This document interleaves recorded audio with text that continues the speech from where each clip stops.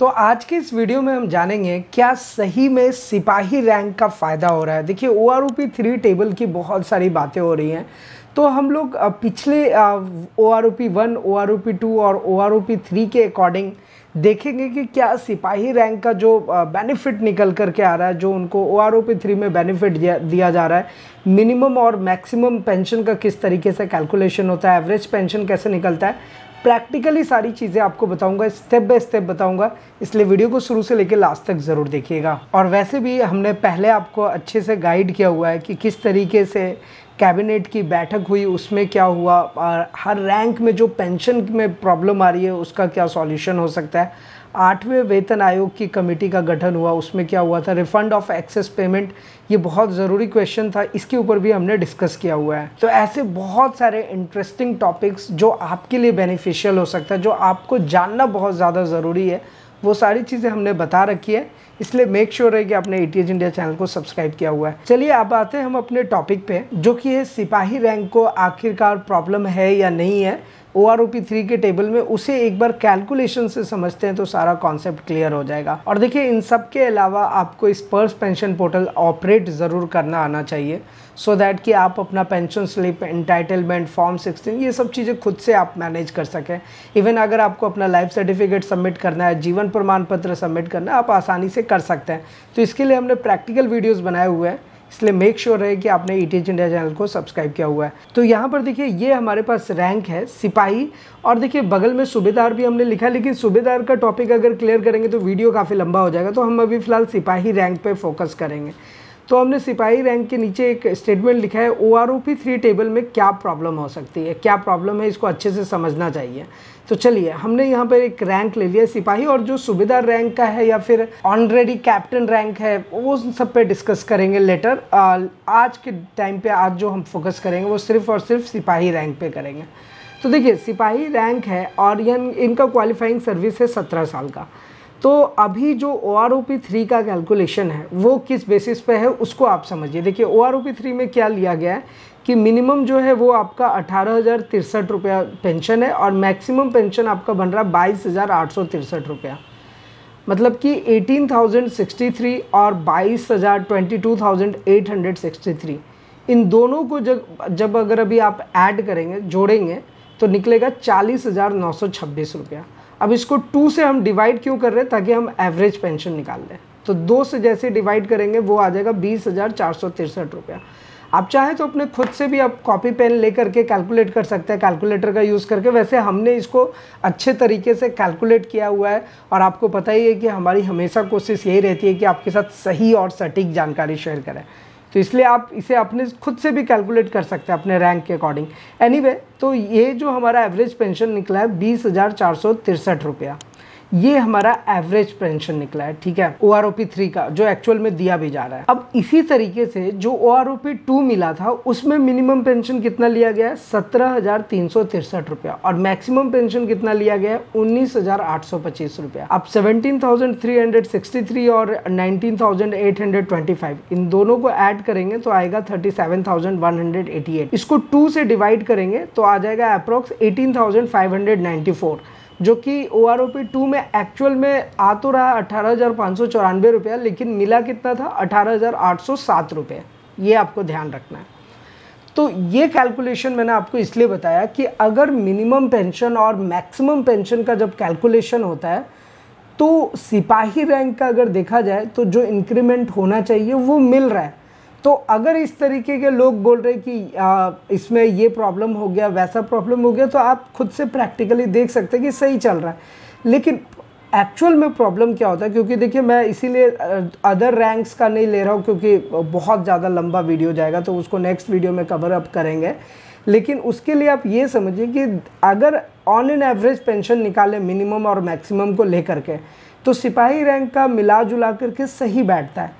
लेकिन जैसे ही इसे आप सूबेदार रैंक के लिए निकालेंगे तो वहाँ पे प्रॉब्लम आता है, वो इंक्रीमेंटेशन वैसे नहीं देखने को मिलता। देखिए कहने का क्या मतलब है, OROP 1 अगर आप देखिएगा तो जो सिपाही रैंक था उनका था 17,130 रुपया, और जैसे ही आप OROP 2 में आएंगे तो ये कितना हो गया 18,807 रुपये। जो अभी हमने ये मिनिमम और मैक्सिमम पेंशन को कैलकुलेट करके निकाला है तो वो हमारा आएगा OROP 2 में, जो कि बनेगा 18,807 रुपया। OROP 3 में कितना बनेगा ये देखिए, अभी हमने ऊपर में कैलकुलेट करा है, ये 18,063 प्लस 22,863, 40,926 2 से डिवाइड करा तो आया था यहाँ पर 20,463 रुपीज़। तो OROP 3 में अब मिल रहा है 20,463 रुपया। तो आप यहीं से ऑन एन एवरेज देखा, और ये देखिए ये मैं आपके सामने ला करके रख दिया हूँ इसलिए सो दैट कि आपके मन में कोई कन्फ्यूज़न ना हो, इसको समझने को लेकर के कोई आपके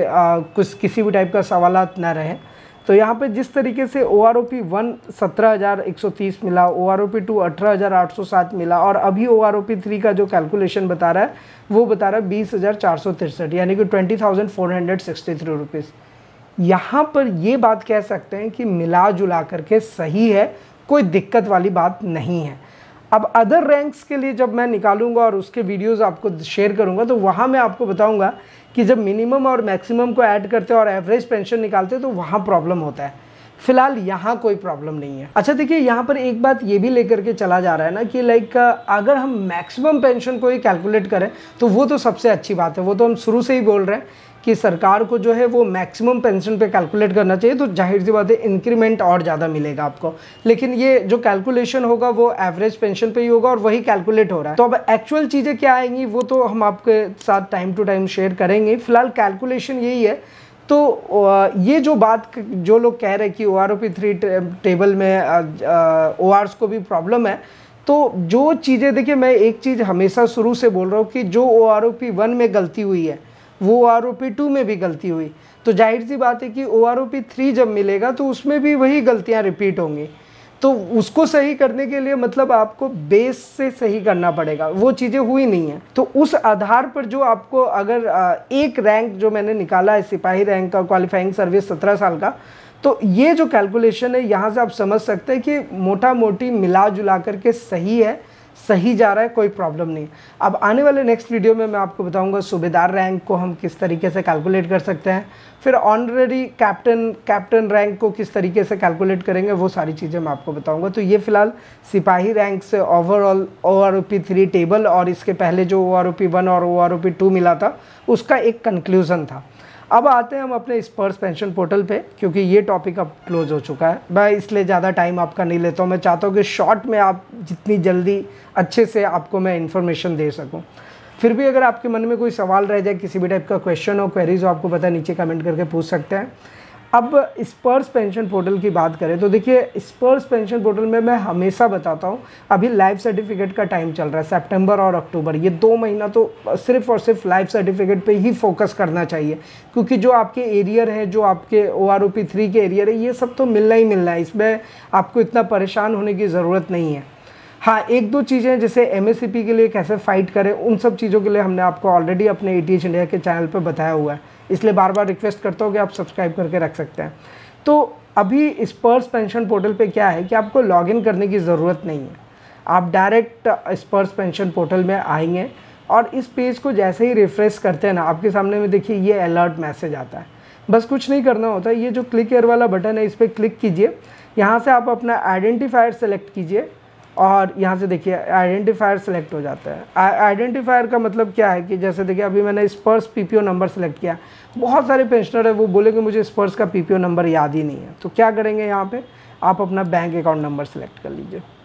नीचे में है पर्सनल नंबर, तो IC रेजिमेंटल और GPF नंबर जो है आपका, या जो इस बैंक में आपका पेंशन आ रहा है वो नंबर आप यहाँ पे डाल सकते हैं। नीचे में कैप्चा कोड का ऑप्शन रहता है, ये captcha code as it is जो भी ऊपर में मेंशन्ड है सेम एज इट इज़ आपको नीचे डालना होता है, और ये सब चीज़ें हमने प्रैक्टिकली आपको करके दिखाई हुई है। बस वो जैसे ही इन्फॉर्मेशन आप नीचे डालेंगे, सर्च करेंगे, जो भी इससे रिलेटेड इन्फॉर्मेशन है वो आपके सामने आ जाएगा। तो आपको पता होगा कि लाइफ सर्टिफिकेट का मेरा लाइक लास्ट ड्यू डेट क्या है, उसके बाद लाइक अगर आपको ये पता करना है कि मेरा स्पर्श में माइग्रेशन हुआ या नहीं हुआ, अभी भी 5 से 10% ऐसे पेंशनर है जिनका डेटा स्पर्श में माइग्रेट नहीं हुआ है, तो उनको तो सारा काम बैंक से ही करना है, लेकिन वो स्पर्श पेंशन पोर्टल पे आकर के एटलीस्ट अपना माइग्रेशन स्टेटस देख सकते हैं।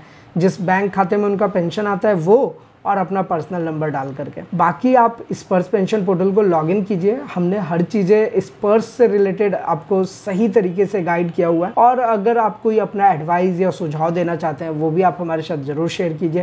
तो फिलहाल आज की इस वीडियो में इतना ही, फिर मिलते हैं किसी नेक्स्ट इंटरेस्टिंग वीडियो में। तब तक के लिए सलाम दुआ रकम प्रदाम सत श्री अकाल। कीप वॉचिंग, कीप स्माइलिंग, अपना और अपने साथ सबका ख्याल रखें। जय हिंद, वंदे मातरम।